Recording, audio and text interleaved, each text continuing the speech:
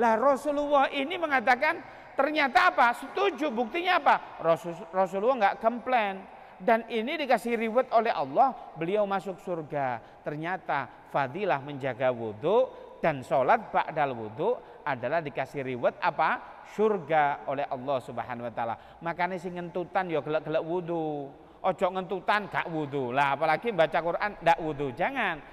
Karena apa? Rewardnya gede dari Allah Subhanahu wa taala. Baik. Itu yang disebut apa? Sunnah. Yang ketiga adalah ijtima'. Apa? Apakah ijtima' ini boleh kita pakai sumber hukum dalam kita menyusun sebuah makalah atau sebuah teks apa? Sebuah teks dalam kita berceramah atau berkhutbah? Boleh. Ini bahkan ada hadis Rasulullah sallallahu alaihi wasallam, anna Rasulullah sallallahu alaihi wasallam yaqul. Apa itu? Wah, ini agak nggak jelas. Ini teksnya saya saja. Suatu ketika Sayyidina Mu'ad bin Jabal ditanya oleh Rasulullah, "Ya Mu'ad, tatkala itu Sayyidina Mu'ad hendak disuruh oleh baginda Nabi untuk menjadi gubernur di daerah mana? Daerah Yaman. Mu'ad, nanti kalau kamu di Yaman, kalau kamu menjumpai masalah, bagaimana kamu menyelesaikan?" Ini makna daripada hadis ini ya. Beliau mengatakan apa? Beliau mengatakan, "Aqdi bi kitabillah." Ya, aku akan menyelesaikan masalah itu dengan Al-Quran.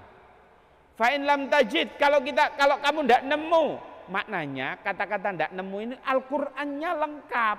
Cuman manusia ini terbatas dalam memahami Al-Quran, sehingga nggak semua masalah kita jumpai solusinya di Al-Quran. Padahal ada.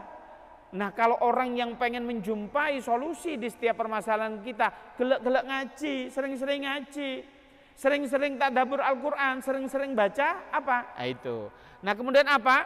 Yang kedua, fa'in lam tajid. Kalau kamu nggak jumpa bagaimana? Ya aqdi bi sunnati bi qaulik, dengan perkataan engkau, dengan hadis. Fa'in lam tajid, kalau nggak jumpa di dalam hadis atau perkataanku, apa kata Sayyidina Mu'ad? Apa? Ijtihadur ra'yi. Aku berijtihad dengan apa? Pendapat saya. Apa kata Sayyidina Muhammad? Dipegang dadanya. Di situ kata-katanya doroba. Doroba itu antum mojo sampai dipikir ditempeling rek, dilokup. Enggak. Ini Rasulullah enggak begitu. Maknanya dipegang dadanya, sodakta. Oh iya, kamu ini betul. Maknanya kalau kita tidak menjumpai di Al-Quran dengan As-Sunnah, kita boleh berijtihad. Yang menjadi pertanyaan, ya sudah Ustaz, saya berijtihad. Kita ini belum baca Al-Quran, kita juga belum baca As-Sunnah. Saya berijtihad karena ini dingin banget. Saya sholat subuh, ijtihad saya nggak pakai wudhu. Boleh nggak begitu? Nggak boleh. Karena seorang mujtahid itu ada surutul mujtahid. Ada syarat dan ketentuan bagi siapa saja yang berijtihad. Bahkan kata ulama, setelah abad ke-18 itu sudah nggak ada orang yang bisa berijtihad. Syarat ijtihad itu banyak. Salah satunya seperti rawi. Apa? Dhabtur rawah, cerdas. Orang berijtihad itu salah satunya bagaimana orang itu tidak pernah makan sambil berdiri. Saya tanya, teman-teman ada nggak yang belum pernah makan sambil berdiri? Ada nggak? Ojo jawab, saya pasti tahu Anda pernah makan berdiri, gitu kan? Ada nggak di antara kita pernah makan di pinggir jalan? Mesti ada. Kafe-kafe sekarang pinggir jalan. Oleh karena itu kita nggak layak jadi seorang mujtahid. Oleh karena itu antum tidak boleh berijtihad. Karena apa? Tidak memenuhi syarat dan ketentuan. Nanti antum boleh di beberapa literasi cari surutul mujtahid. Syarat orang boleh berijtihad. Oleh karena itu kata ulama, setelah abad 18 nggak ada itu yang bisa berijtihad. Berarti apa? Kita mengikuti ijtihad para ulama terdahulu. Lalu apa yang keempat sumber hukumnya? Sumber hukumnya yang keempat adalah qiyas. Qiyas itu bagaimana qiyas itu menyamakan masalah satu dengan masalah yang lain. Contoh, saya tanya, ini pondok semua. Kalau ditanya, bagaimana sih hukumnya merokok itu? Coba dijawab. Halo? Loh, cari kelas 6. Nah, gimana ini? Ada nggak yang tahu bagaimana hukumnya rokok? Menurut Qismul Aman nggak boleh Ustaz, bisa digondol saya. Nah, gitu. Itu hukum Qismul Aman. Tapi bagaimana ini teman-teman? Ternyata kalau yang mengatakan haram, emang ada dalilnya haram. Contoh, inna jisamsu haram. Ada? La tastrobut duhonus surya. Ada? Emang zaman Rasulullah ada rokok? Nggak ada. Oleh karena itu bagaimana kita menghukuminya? Ayo ditarik, disamakan dengan masalah yang lain. Contoh, innal mubaddirina kanu ikhwana syayatin. Orang yang mubadir. Mubadir mentasarrufkan. Apa bahasa Indonesianya? Ya begitulah, antum paham ini. Mentasarrufkan uangnya, hartanya dengan berlebihan, maka dia temennya ikhwana syayatin, bukan syayatin, dijamakkan. Oh, koncone setan-setan itu temen antum itu. Kalau antum ngawur dalam mentasarrufkan uang. Tadi ad-daruratu tubihul mahdur, sesuatu yang membahayakan itu bisa menjadi haram. Maka rokok itu bisa haram yang orang fisiknya tidak kuat. Ada lagi yang berkomen, Ustadz saya ini baca kitab. Nah, ini bukan pondok Darul Ukhuwah tentunya ya. Saya kalau baca kitab nggak bisa konsentrasi kalau saya tidak ngerokok. Nah, ini kan berbagai baca hukum. Sehingga kalau kita ambil contoh Saudi Arabia. Saudi Arabia itu hukumnya rokok itu haram. Tapi shisha tidak haram. Kalau saya amati shisha dengan rokok sama. Ini mohon maaf, saya tidak merokok.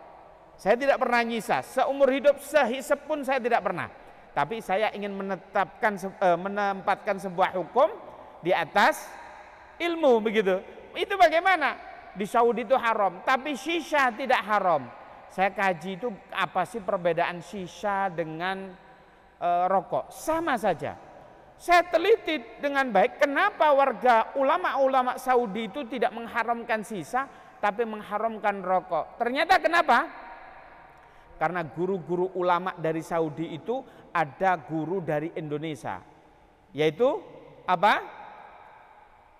Namanya Syekh Ahmad Yasin Al-Minangkabawi. Beliau itu guru daripada ulama-ulama yang ada di Madinah. Termasuk ulama-ulama dari negara lain yang dulunya belajar di situ. Dan dulu beliau, gila, kata ulama yang lain, kalau pas ngajar itu nyisar.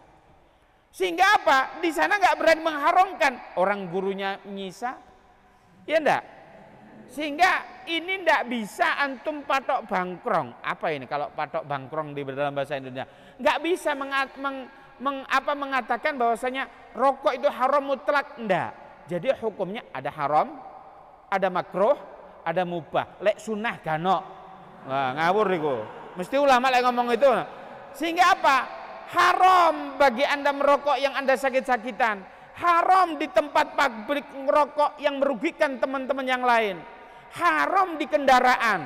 Kenapa di kendaraan haram? Saya pernah itu, enak-enak motoran, udah buru-buru, ide orang-orang make buang puntung rokok kena mata. Itu bisa menyakiti orang.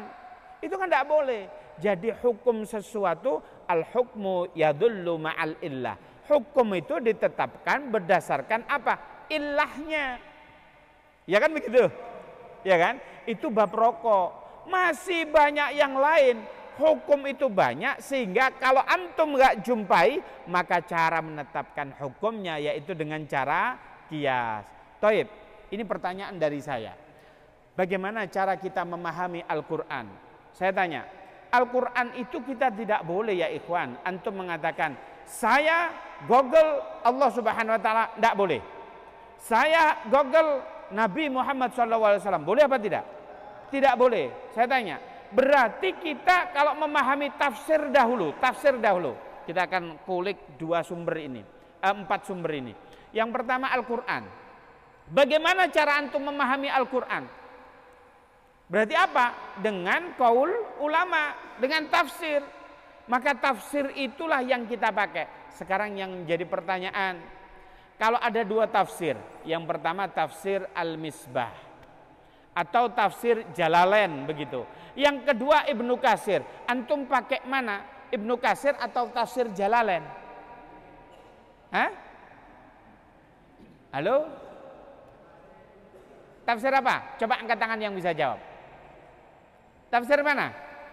Ibnu Katsir, Ustadz. Kenapa?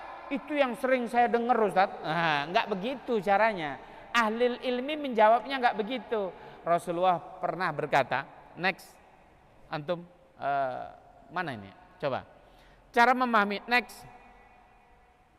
Oke, studi kasus. Ada tafsir dengan fikih.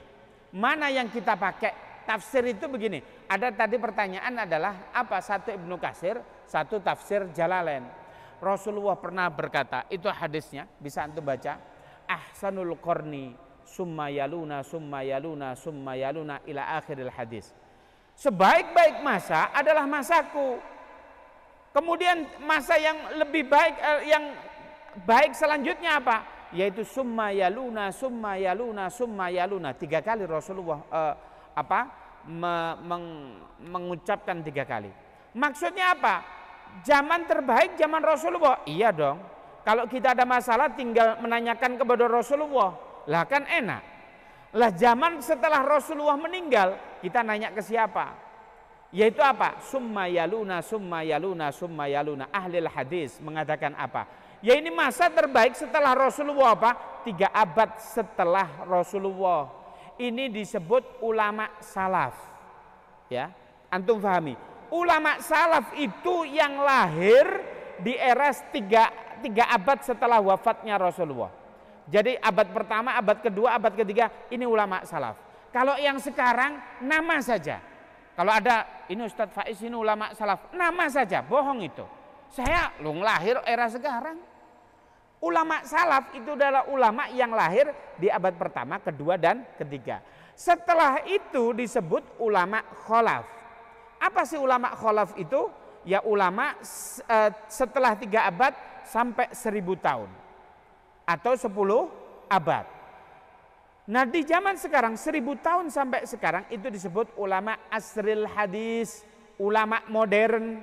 Maka kalau merujuk kepada perkataan baginda Nabi, kalau kita memilih tafsir, memilih hadis, oleh karena itu kita harus apa? Harus merujuk ini kepada masa lahir beliau.